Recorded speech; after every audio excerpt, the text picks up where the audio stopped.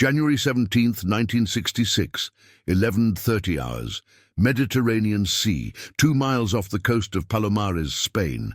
Fishing boat captain Francisco Simo Orts, known to everyone in the village as Paco, was hauling in his nets when he saw something impossible fall from the sky. 2 aircraft, impossibly high, had collided. Paco watched pieces fall, tumbling end over end, trailing smoke and flame. Some pieces were large, glinting metal in the Mediterranean sun. Others were small, fluttering like paper. All were falling toward the sea or the hills behind Palomares. Paco's first thought was practical. Wreckage in the water could damage his nets. His second thought was economic. Salvage rights. Metal from crashed aircraft could be sold. But as the debris continued falling, spreading across miles of sky and sea, Paco realized this was not a normal crash. This was catastrophic. Something large splashed into the water approximately 200 yards from his boat. Paco motored toward it, expecting to find aircraft wreckage. What he found instead was something cylindrical, approximately 12 feet long, grey-white in color with fins at one end. It floated partially submerged, bobbing in the gentle swell. Paco didn't know what it was. It looked like a large fuel tank or perhaps a missile component. He circled it cautiously, noting its position relative to landmarks on shore. Then he returned to Palomares to report the crash. What Paco had seen fall into the Mediterranean Sea was a B-28Fi thermonuclear bomb with a yield of 1.45 megatons, one of 4 nuclear weapons that had separated from a disintegrating B-52 bomber after it collided with a KC-135 tanker during a routine Chrome Dome refueling operation. The bomb had fallen 5 miles from 30,000 feet and was now resting on the seafloor 2,150 feet below the surface, its location known only to a Spanish fisherman who thought it was scrap metal.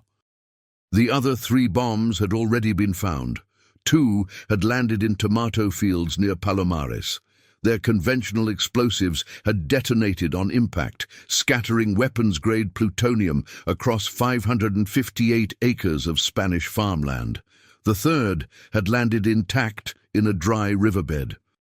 But the 4th bomb, the one Paco had seen, would require 80 days of searching, the largest deep-sea recovery operation in history, and a Spanish fisherman's memory of exactly where he had seen something cylindrical splash into the Mediterranean. Paco, returning to Palomares on the morning of January 17, 1966, had no idea he had witnessed the beginning of the worst nuclear weapons accident involving NATO territory, or that his testimony would be crucial to recovering a lost thermonuclear weapon from the Mediterranean seafloor. To understand how 4 nuclear bombs ended up scattered across a Spanish village and the Mediterranean Sea, one must understand the Chrome Dome mission that went wrong on January 17, 1966. By January 1966, Chrome Dome had been operating for 6 years, keeping nuclear-armed B-52 bombers airborne 24 hours a day. One of the standard routes was designated Route 3, depart from Seymour Johnson Air Force Base in North Carolina, fly across the Atlantic to the Mediterranean, proceed east along the southern coast of Spain toward Turkey, then return across the Atlantic to North Carolina. The route required 3 mid-air refuelings. The specific mission on January 17th involved B-52G tail number 580256, call sign T-16, piloted by Major Larry G. Messenger. The crew consisted of 7 men, pilot, co-pilot, navigator, radar navigator, electronic warfare officer, and 2 gunners. The aircraft carried 4 B-28Fi thermonuclear bombs, each with a yield of 1.45 megatons, total destructive power of 5.8 megatons. The refueling tanker was a KC-135 Stratotanker, tail number 610273, call sign Troubadour 14, piloted by Captain Charles J. Wendorf. The KC-135 carried a crew of 4, pilot, co-pilot, navigator, and boom operator. The tanker's mission was routine: rendezvous with T-16 over the Mediterranean, transfer fuel, and return to Moron Air Base in Spain. The B-52G was the same model that would crash at Thule 2 years later. At 159 feet long, with a 185-foot wingspan, it was designed for long-range strategic bombing. Fully loaded with fuel and weapons, it weighed 488,000 pounds. The aircraft had been in service since 1959 and had accumulated approximately 7,000 flight hours. The KC-135 Stratotanker was the Air Force's primary refueling aircraft. Based on the Boeing 707 commercial airliner, it measured 136 feet long with a 131-foot wingspan. It could carry 31,000 gallons of transferable fuel in addition to its own fuel load. The boom operator, seated in the rear of the aircraft looking backward through a window, controlled the refueling boom, a rigid pipe that extended from the tanker to connect with the receiver aircraft. The B-28FI bomb was a refined version of the weapon lost at Thule. Each weapon measured 13 feet 4 inches long, 20 inches in diameter, and weighed 2,200 pounds. The yield was selectable before flight between 70 kilotons and 1.45 megatons. For the January 17th mission, all 4 weapons were set to maximum yield. The B-28 employed multiple safety systems to prevent accidental detonation. The primary safety was the requirement for manual arming of the thermal battery, which was not permitted during Chrome Dome flights. Even if the weapon's conventional explosives detonated, the physics package could not achieve nuclear yield without the armed thermal battery. However, the conventional explosives themselves, designed to compress the plutonium core to achieve criticality, could detonate under certain impact conditions. If this occurred, the plutonium would be dispersed without nuclear yield, creating radiological contamination. This scenario had occurred at Thule and would occur again at Palomares. The mission of January 17th proceeded normally through its early phases. T-16 departed Seymour Johnson at 0530 hours Eastern Time. The Atlantic crossing was routine. The aircraft entered the Mediterranean at 0900 hours local time and proceeded east along the Spanish coast. At 10:20 hours, T-16 rendezvoused with Troubadour 14 over the Mediterranean, approximately 30,000 feet above the coast of Spain, near the village of Palomares.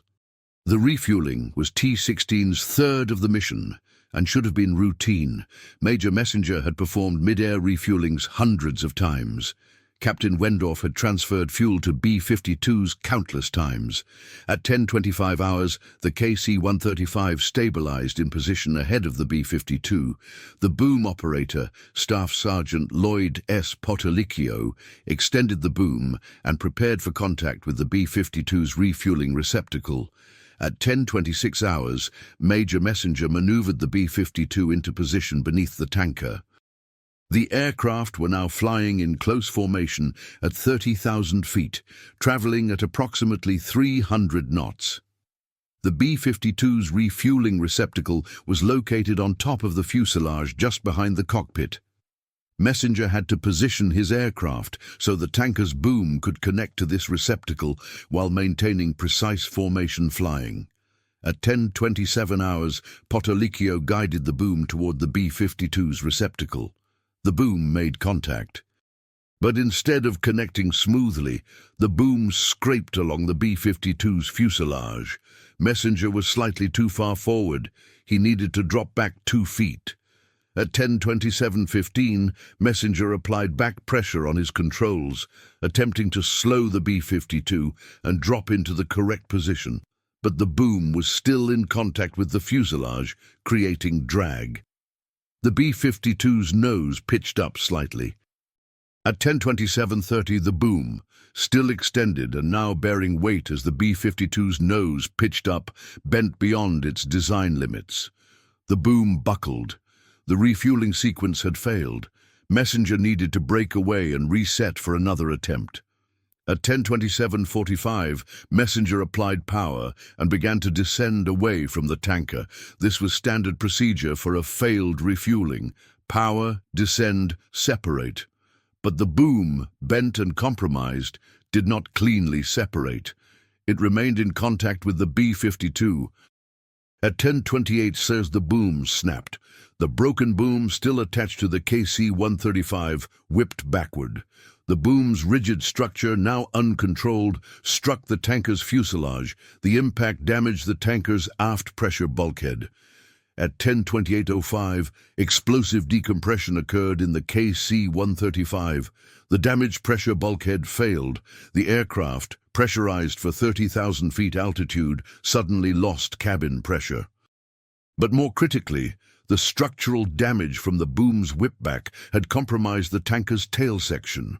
At 10:28:10, the KC-135's tail separated from the fuselage. The aircraft, now missing its entire empennage, became uncontrollable.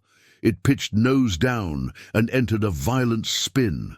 Simultaneously, the broken boom, swinging wildly before it separated, struck the B-52. The impact occurred on the B-52's right wing near the fuselage. The wing structure, stressed by the impact, fractured. The wing began separating from the fuselage.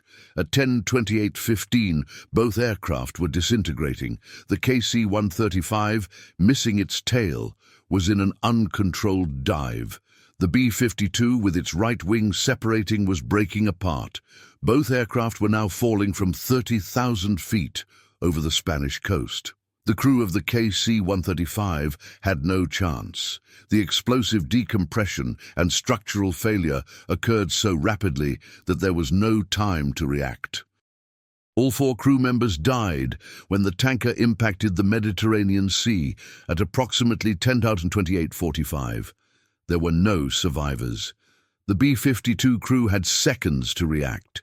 Major Messenger, feeling the aircraft break apart, immediately ordered ejection. "Eject! Eject! Eject!" The ejection sequence was identical to Thule. Upper deck crew ejected upward, lower deck crew ejected downward. At 10:28:20, 4 crew members successfully ejected. Major Messenger, Captain Michael J.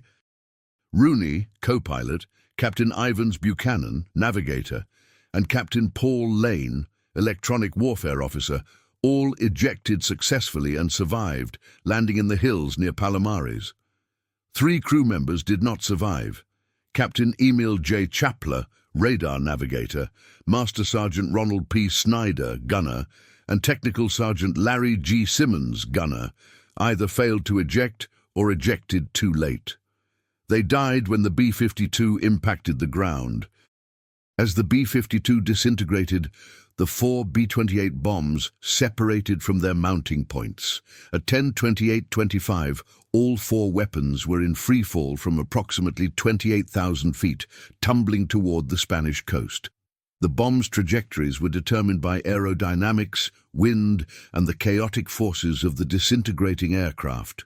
Each bomb followed a different path. Bomb 1 descended over land. Its parachute deployment system activated at 15,000 feet. The 16-foot parachute deployed successfully, slowing the weapon's descent. At 10:29:30, Bomb 1 impacted a tomato field on the outskirts of Palomares. The impact was relatively gentle due to the parachute. The weapon's casing remained intact. The conventional explosives did not detonate. The bomb lay in the field, damaged but structurally sound, waiting to be recovered. Bomb 2 descended over land approximately 1 mile from Bomb 1. Its parachute deployment system malfunctioned. The parachute did not deploy. The weapon fell at terminal velocity approximately 700 feet per second. At 10:29:15, Bomb 2 impacted a hillside near Palomares. The impact forces were catastrophic. The weapon's casing ruptured. The conventional explosives achieved 1-point detonation. The high explosives detonated, creating a blast crater 30 feet in diameter. The plutonium core was dispersed across the impact site. No nuclear yield occurred, but weapons-grade plutonium contaminated approximately 250 acres of Spanish farmland. Bomb 3 descended overland approximately 1 mile from Bomb 2. Like Bomb 2, its parachute failed to deploy. At 10:29:20, Bomb 3 impacted a dry riverbed. Again, the impact forces caused one-point detonation. The conventional explosives detonated, more plutonium dispersal. Another 300 acres contaminated. Bomb 4 descended over the Mediterranean Sea.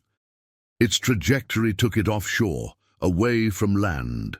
At 10:29:40, the weapon splashed into the water approximately 2 miles from shore. This was the impact Paco, the fisherman, witnessed. The weapon penetrated the surface, descended through the water column, and came to rest on the seafloor at a depth of 2,150 feet. The weapon was intact. The parachute may or may not have deployed. Underwater, it was irrelevant.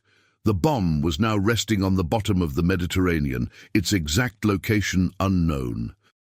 By 10:30 hours, 15 minutes after the collision, the disaster was complete. 2 aircraft destroyed, 7 crew members dead, 4 survivors injured, 4 nuclear weapons scattered across the Spanish coast and sea. 2 weapons had dispersed plutonium. 1 was intact but unlocated on land.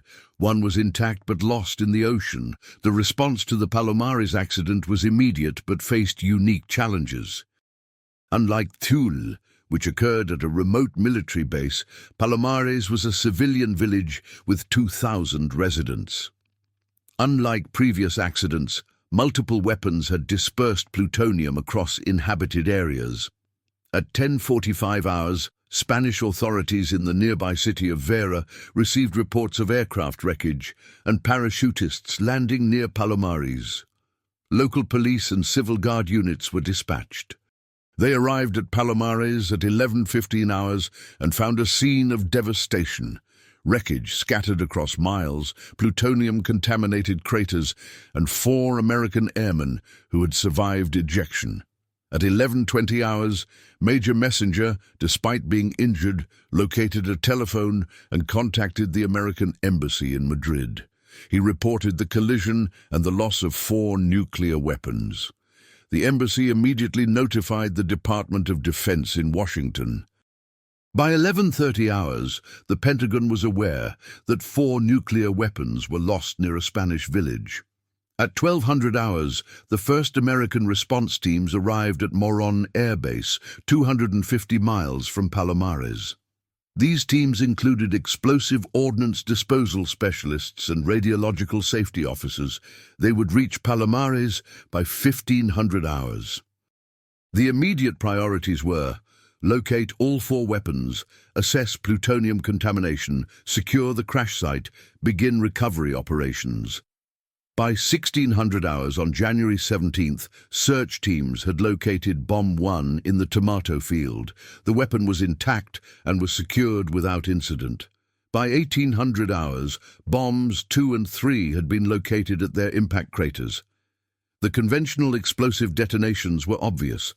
Radiation detectors confirmed plutonium contamination, but Bomb 4 remained unlocated. Search teams combed the hills and coast, but found no wreckage matching a nuclear weapon. By nightfall on January 17th, the missing bomb was presumed to be in the ocean. This is where Paco the fisherman became crucial. On January 18th, American investigators interviewed local residents, asking if anyone had seen anything fall into the water. Paco came forward and described what he had seen. Something cylindrical, approximately 12 feet long, splashing into the water about 2 miles offshore. Paco's description matched a B-28 bomb. Investigators asked him to show them the location. On January 19th, Paco took investigators out in his fishing boat and pointed to the area where he had seen the object splash. Based on landmarks, he estimated the location with remarkable precision. But the water at that location was 2,150 feet deep.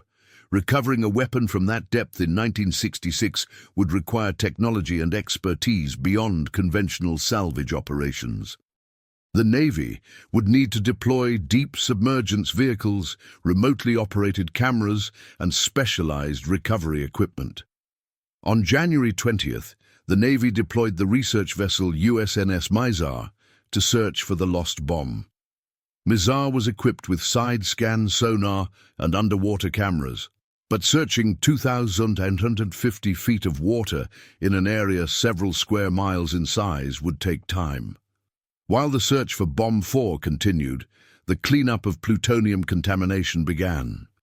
The Atomic Energy Commission deployed teams to assess the contamination. Their findings were sobering. Bombs 2 and 3 had dispersed approximately 4.5 kilograms of weapons-grade plutonium across 558 acres of Spanish farmland.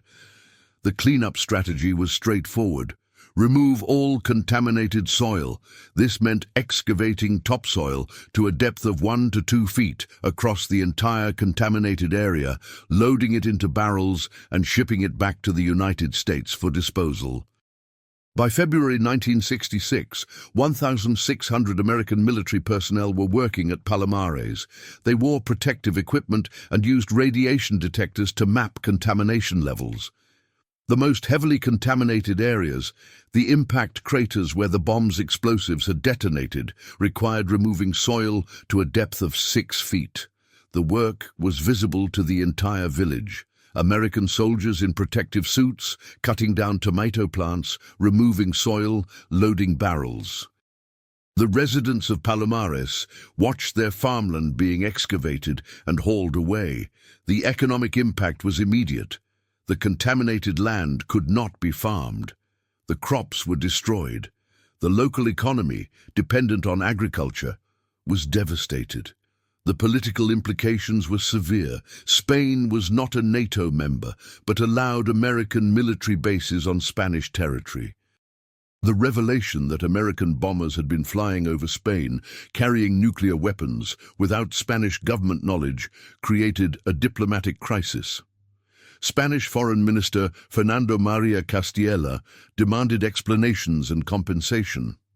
By March 1966, the land cleanup was progressing. Approximately 1,400 tons of contaminated soil had been removed and shipped to the United States. But Bomb 4 remained unlocated. The Navy's search had covered hundreds of square miles of seafloor, but had not found the weapon.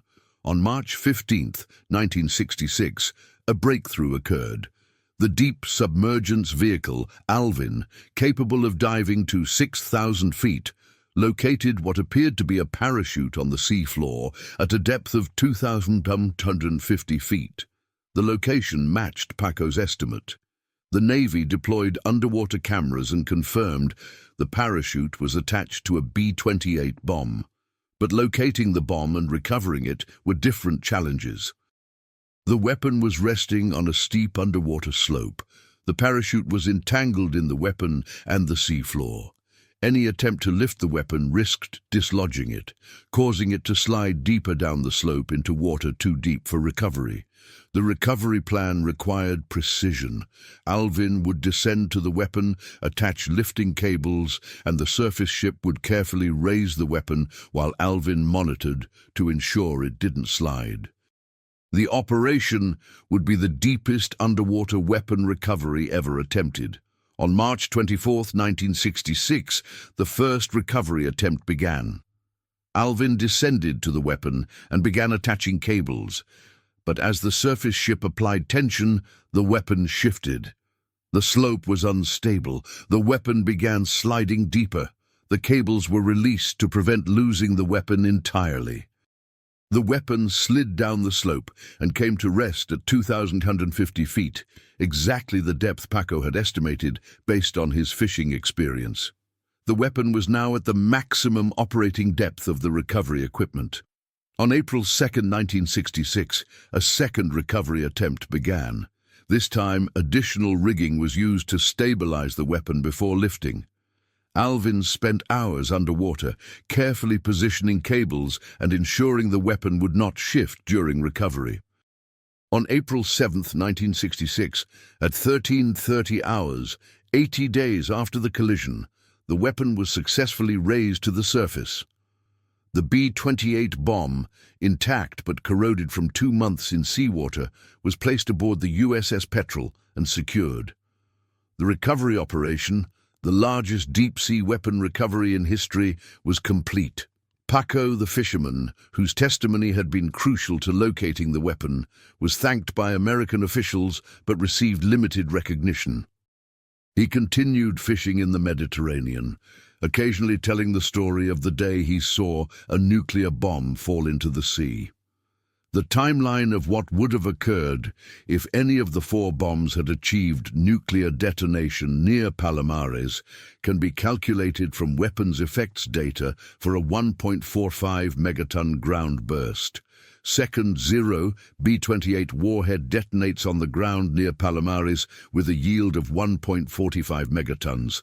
The fireball reaches a diameter of 1.8 miles and a temperature of 100 million degrees Celsius.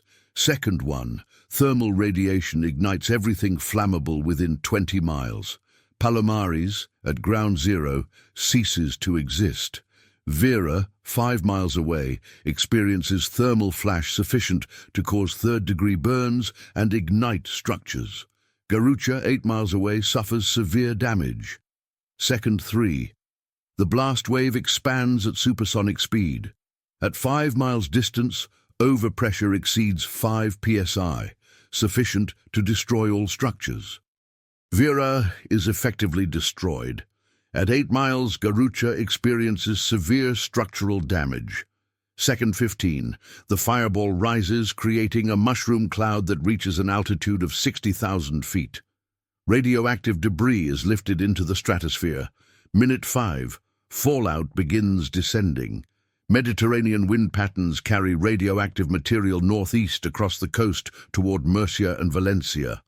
Minute 30, heavy fallout is depositing across southeastern Spain.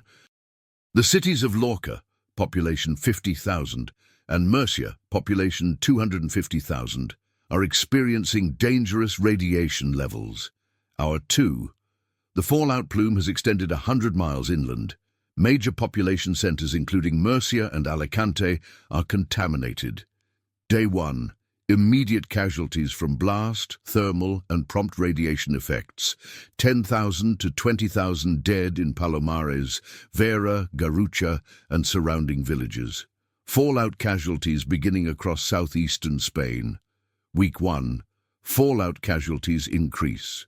Estimates additional 50,000 to 100,000 deaths from acute radiation syndrome across a population corridor exceeding 1 million people. Month 1. Long-term contamination makes southeastern Spain uninhabitable. Approximately 500,000 people are displaced.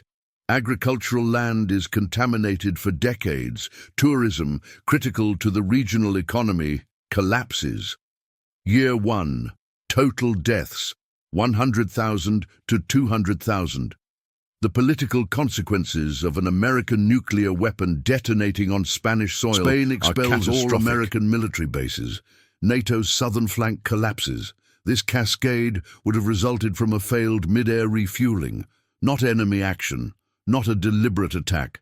Just a boom that didn't connect properly, followed by structural failure, collision, and 4 nuclear weapons falling. The Palomares accident forced significant changes in Chrome Dome procedures and nuclear weapon safety. The immediate response included revised refueling procedures, enhanced safety protocols for mid-air refueling, including stricter weather requirements and reduced operational tempo to minimize fatigue-related errors. Route changes. Chrome Dome routes were modified to avoid flying over populated areas of allied nations. International notification, formal agreements to notify host nations about nuclear weapons transiting their airspace. Enhanced weapon recovery. Investment in deep submergence vehicles and underwater recovery technology. Plutonium cleanup procedures. Development of standardized protocols for cleaning plutonium contamination from accidents. The political consequences were severe. Spain demanded and received compensation for the contaminated land and economic losses. The United States paid approximately $600,000 in 1966 dollars, $5.5 million today, for cleanup and compensation. But the political cost was higher. Spanish public opinion turned against the American military presence. In 1970, Spain insisted on renegotiation of base rights. The 1970 agreement reduced American military access and required Spanish approval for any flights carrying nuclear weapons over Spanish territory.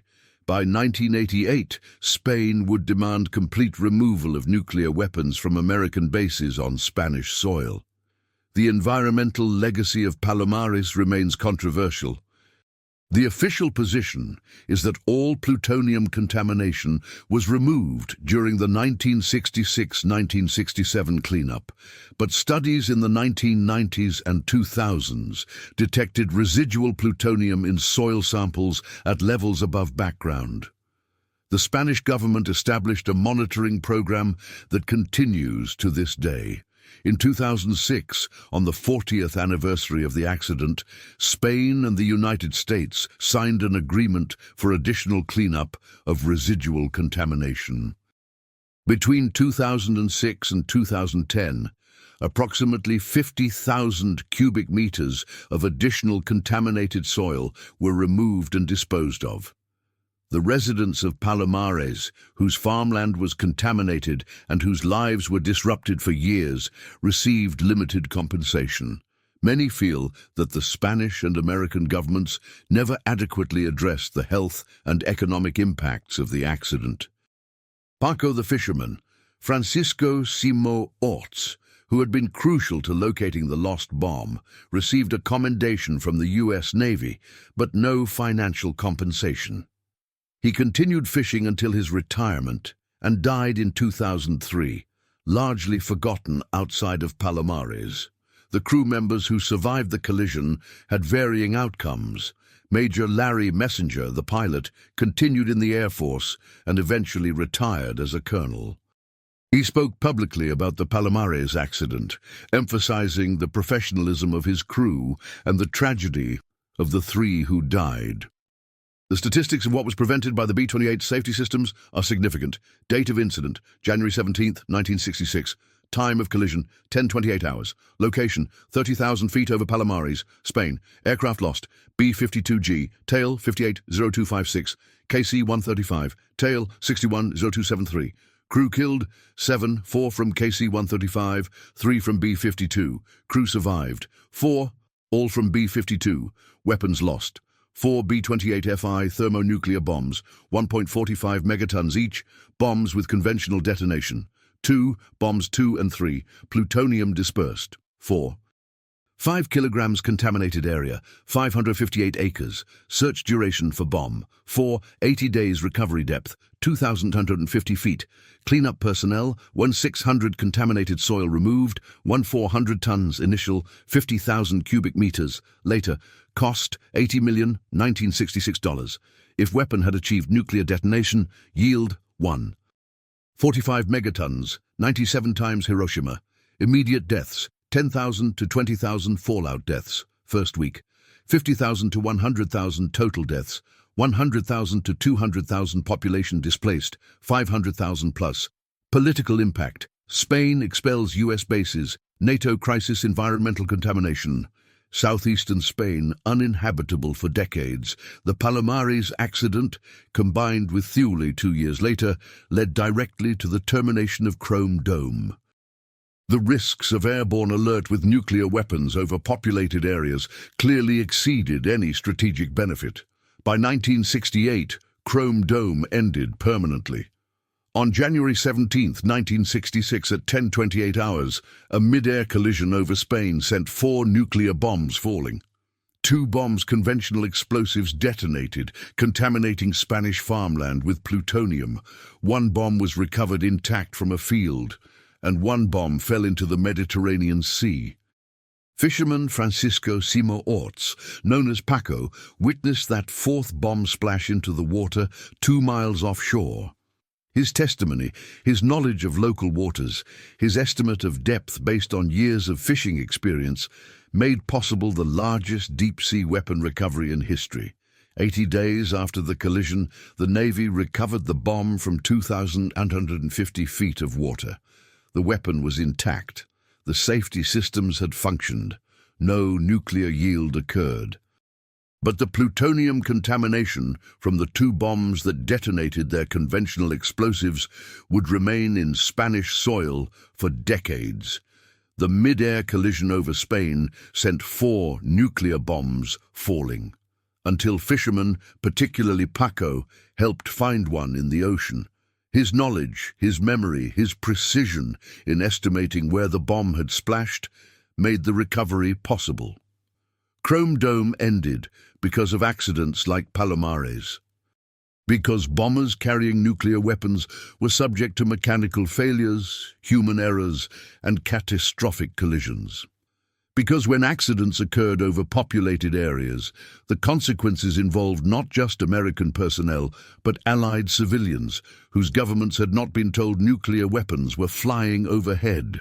The mid-air collision was mechanical failure, the refueling boom that didn't connect properly, the structural failures that followed. The two aircraft disintegrating at 30,000 feet, 7 men dead, 4 nuclear bombs falling, 2 dispersing plutonium, 1 lost in the ocean for 80 days. But the bombs did not detonate, the safety systems worked, the thermal batteries were not armed, nuclear yield did not occur, and a Spanish fisherman named Paco, watching something splash into the sea, provided the testimony that made recovery possible. 4 nuclear bombs fell. Fishermen found one in the ocean. And southeastern Spain survived, contaminated, but not vaporized, because the safety systems functioned and because Paco knew his waters well enough to guide the Navy to a bomb resting on the seafloor exactly where he said it would be.